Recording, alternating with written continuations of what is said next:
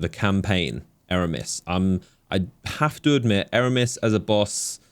Hit me with your thoughts on this. I gotta hear this first You want to go before first? I say anything. Yeah, go for it. Hit me. I mean, I personally, the campaign. I mean, it's hard to say because I'm not really too much of a fan on the idea of campaigns in Destiny. Full stop. I think they don't represent the best that Destiny has to offer, and I get why Bungie does campaigns, but I don't think they're representative of the best parts of the expansion. And I think it gives the impression to the casual player that once you beat Eramis, you've done beyond like, congrats, I completed it. Like, you know, most games it's like you beat it, you do the campaign, you finish the boss, you want to be able to say you've done it. I don't know. It's part of me that's just a bit like when you see Eramis being hyped up and teased for like 5-6 months, and then you know she's kind of being a pushover. I don't know. I never really got invested in her in the first place, but in terms of just the boss, I get why it's been done, but the campaign itself and the introduction to Europa, I thought was amazing. I thought the Fallen, personally, the Fallen are my favorite race in Destiny, so I loved all the Elixir stuff. But Eramis as a boss, I was never really sold on her, but it's to be expected. She's campaign boss. It did feel a bit villain of the weeky, but yeah. And that phrase touches on exactly what I was going to talk about. Let me know your thoughts. Right? What is the big difference between Eramis and Oryx? Aside from all the, superficial stuff like, oh, one is a Hive God and the other one is a Kale of House of Darkness. Yeah, the raid. What is the big difference? The raid. Oryx is obviously the raid boss, whereas Eramis... Kind of. I mean, it mixes into stuff, but it's vaguely the same pull on the same problem. Oryx has not just an end point with the raid as well. Oryx doesn't just have an outro. Oryx has an intro, which was the entirety of the Dark Below. We had prelude and preamble to Oryx's arrival that made it important, and it was all bound up, really, in a very clear act that we had done within the world of Destiny that gave them a clear reason to be here, a clear reason to hate us, a very clear motivation. Mm-hmm. And the thing is that Eramis feels like villain of the week to that extent, because we don't get that build-up. Now, here's the thing. Yeah. We had the potential for that. And I think that Bungie could have done it if they had done more with 0 Hour. Because if you look at the structure and size of something like, say, Crota's End, Crota's End is bigger, but the entire thing is not too different. Can you imagine for a second if we had fought, if we'd fought Eramis's lieutenant that we kill in that mission, and then Mithrax comes to us and then actually for a second talks to us and pulls a recording off of the guy's body and it shows Eramis. And it's her explaining to them the importance of them recovering Siva and saying, we need to be able to bring our people back together. You know what happened to us in the whirlwind. This needs to be something that can reunite us. Otherwise, we're lost. That suddenly makes her more compelling as a villain because you understand why all of this was going on in the first place, which is great for the mission on its own, but also when you then see Eramis having embraced darkness, you're like, oh, we drove her to do this.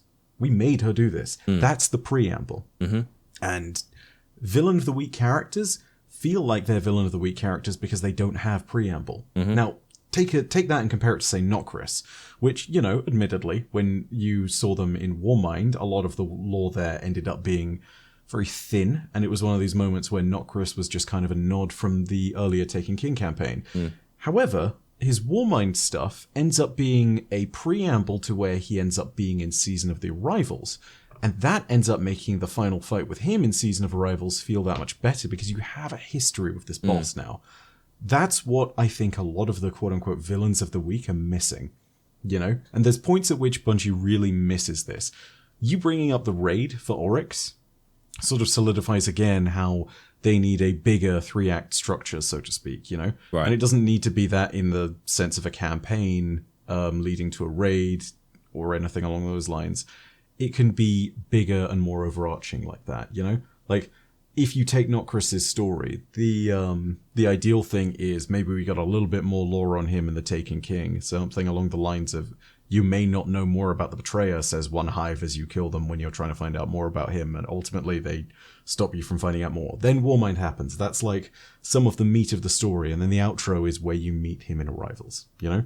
Having a character that is a longer storyline is going to make it feel less fleshed out.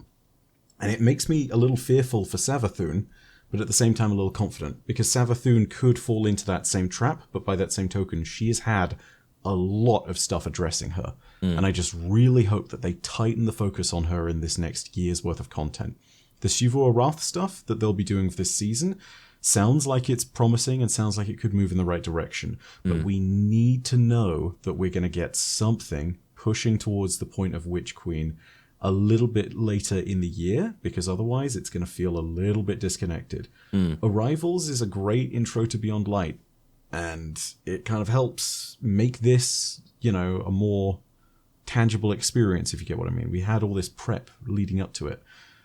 But having something where you can understand the overarching story as a player, that I think really helps to sell the villain. I think the other challenge is this. You can't always do it in the seasons prior to this, and I understand that because some people just don't play them. So Bungie needs to make it feel like that central meat of the story, both in the, you know, outside of the prelude and outside of the raid, just purely the campaign, has a concise, like, beginning, middle, end all of its own. So I understand the bind they're in, but if they want to make it so that these characters aren't your typical fair villain of the week, you know, you've got to be able to tell the full story over more than just the campaign. Sorry, bit of a long wish rant. That's kind of where Eramis is for me. You know, that's exactly the point of podcast. You can actually expand into detail. But no, I completely agree. Selling the villain, I think, is important, and you know, we can compare it to Oryx. I think Oryx was probably the best done because you like you said, they tease him in vanilla, and then they mention him in Dark Below, and then you kill his son, and then he's back and he's angry and taken king, and then he's hyped up as the campaign boss. You kill him in the campaign, you actually get the kill, but then because of the actual lore, which makes sense, he isn't really dead, and you have to go kill him in his throne world, really, which is the raid. And just the order of that build-up that's why people celebrate the Taken King and Oryx so much, because that's a year-long villain plotline, so well done. Forsaken, another one, almost perfectly done. You have getting revenge for Cade 6. You have chasing Aldrin and all the barons through Tangled Shore, new destination. And once you get to the end of the campaign, you don't realize that Aldrin was just a pawn. Exactly. Right? Exactly. You don't actually. You're curious why is Aldrin the bad guy, and he is the main bad guy because he killed Gabe. We've got to get him. Although you don't even fight Aldrin, you fight the meatball. But once you beat the campaign of Forsaken, you end up realizing, oh, we've just scratched the surface. Aldrin is literally a pawn in this whole thing. Turns out there's a giant dragon in the whole Dreaming City, and we're an endgame destination. So that, again, the build up was perfect.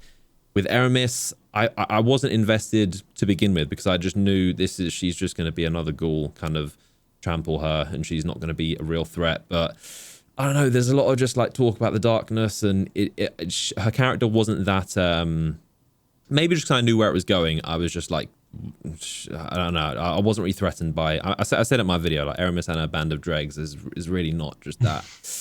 I'm a lot more interested in like the Clovis story, the Vex, the deep stuff, the Exo Stranger.